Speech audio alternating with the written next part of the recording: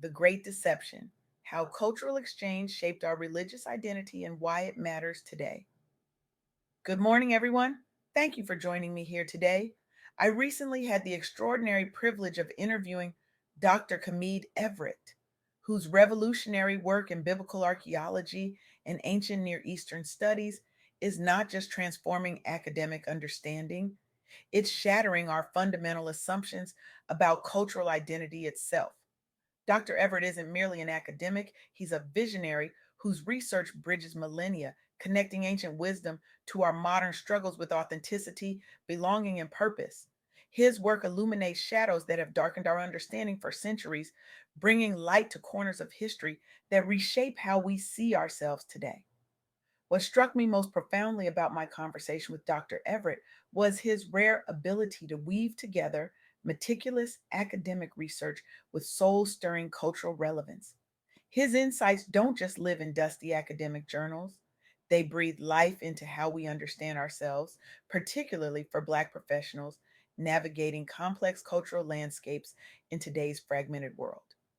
We've been told a story, a powerful, pervasive story about how cultural and religious identities form. We've been taught that authentic traditions develop in isolation, preserved like precious artifacts, untouched by outside influence. We imagine ancient Israelites developing their religious identity in a vacuum, guided solely by divine inspiration and internal theological evolution. But what if this fundamental assumption is not just slightly wrong, but catastrophically, dangerously misguided? This is the earth shattering insight Dr. Everett shared during our conversation. The development of Israelite religious identity, the very foundation of Western religious thought, was profoundly shaped not primarily by isolated divine revelation, but through vibrant, complex intercultural exchanges across the ancient Near East. The biblical narratives we've treated as hermetically sealed were actually porous, absorbing and transforming influences from Egypt, Mesopotamia, Canaan, and beyond. This isn't just academic trivia. This revelation demolishes everything we think we know about cultural authenticity and religious purity, and it has profound liberating implications for how we navigate our own identity journeys today. Picture the early Bronze Age Levant, a time of remarkable transformation that Dr. Everett has studied extensively. Imagine standing at the crossroads of ancient Canaan as cities rise from dust, as trade routes stretch like veins across deserts and mountains. Society faced crushing challenges: fragmentation, inadequate infrastructure, limited technology. Sound familiar? These ancient communities confronted obstacles not unlike those we face today. But here's what's fascinating: they didn't retreat into cultural isolation. They didn't build walls to preserve some imagined purity. Instead, they embraced exchange. They absorbed ceramic technologies from neighboring regions, incorporated metalworking techniques from distant lands. They didn't just borrow ideas, they transformed them, adapted them, made them their own. At Megiddo, a site many of you might know as Biblical Armageddon, archaeologists have uncovered massive public buildings that merged local traditions with foreign architectural elements. At Tel Kabri, wall paintings show clear Aegean influence, evidence of artistic exchange across the Mediterranean. These weren't signs of cultural weakness or inauthenticity. They were innovations that strengthened these societies, allowing them to flourish in challenging times. What's revolutionary about this evidence is how directly it contradicts our cherished myths about cultural purity. The influx of new ethnic groups, described by what archaeologists call the Amorite hypothesis, didn't dilute cultural identity, it enriched it. It catalyzed innovation. It created resilience in the face of change. But the story grows even more fascinating.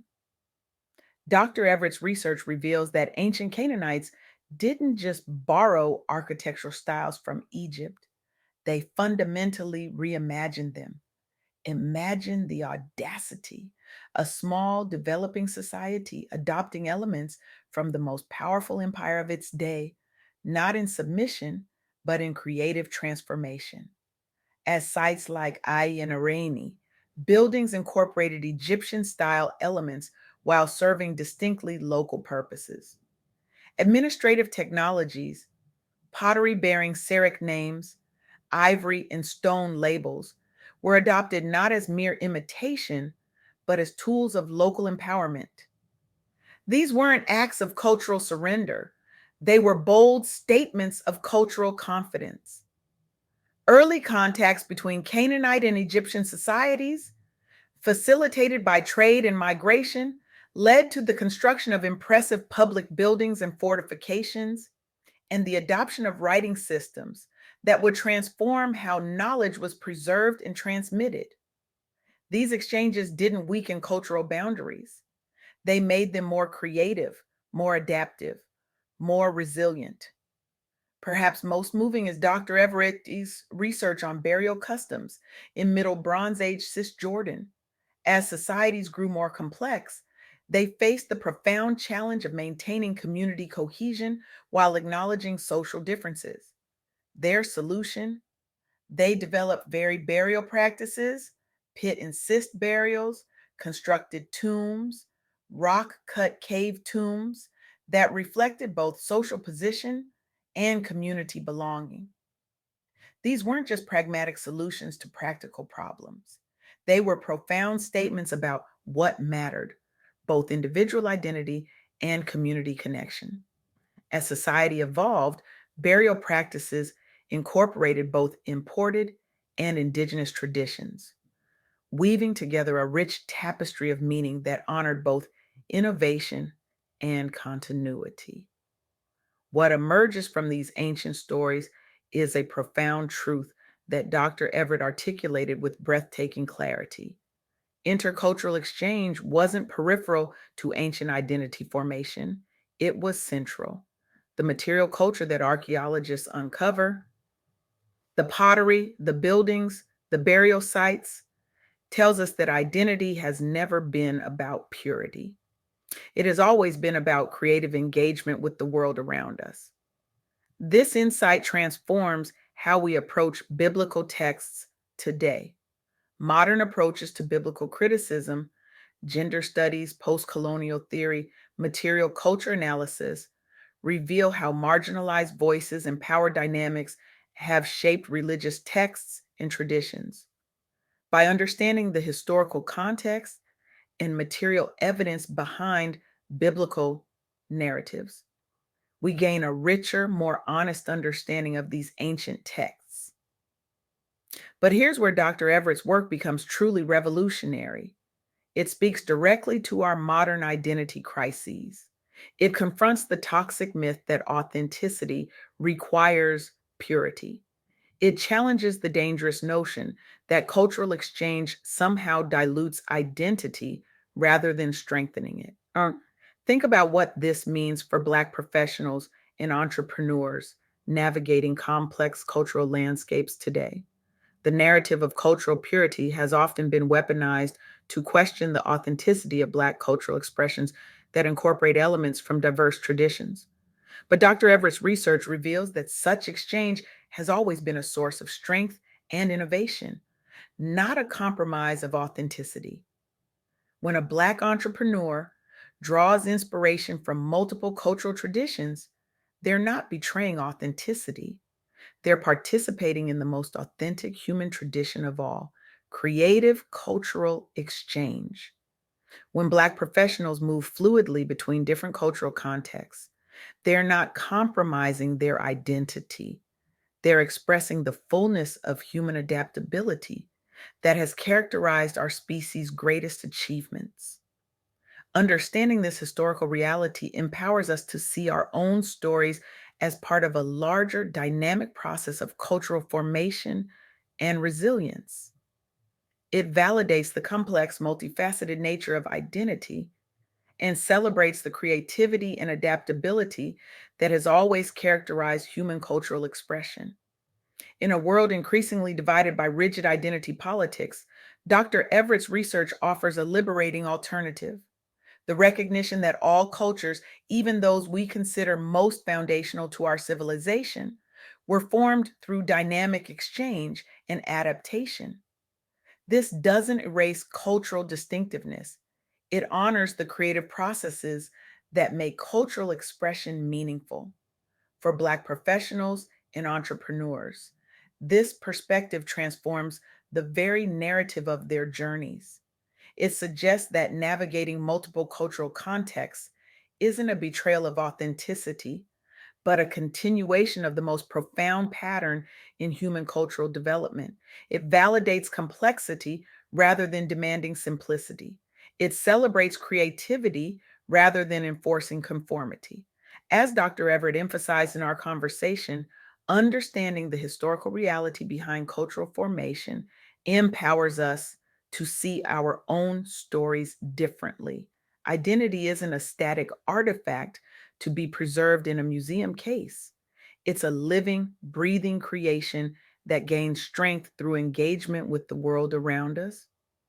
So I challenge you today: how might your professional and personal journey transform if you abandon the myth of cultural purity?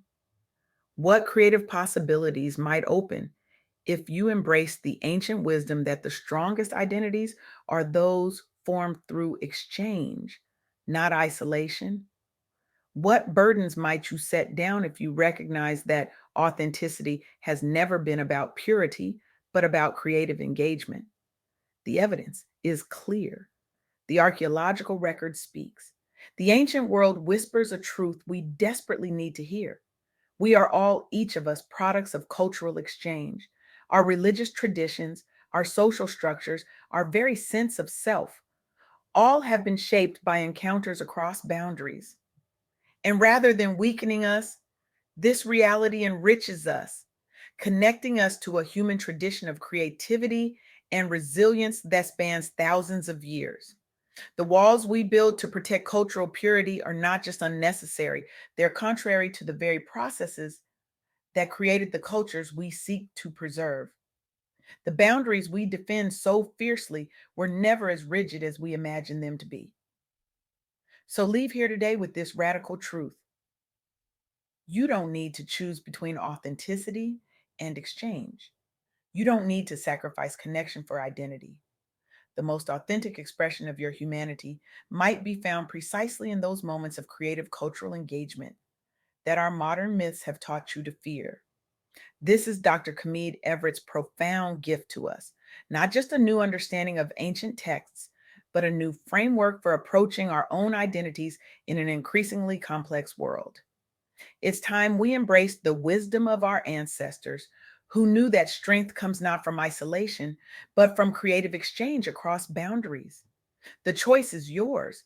Will you cling to the comforting myth of cultural purity, or will you embrace the liberating truth of creative exchange that has shaped human identity since the dawn of civilization? Thank you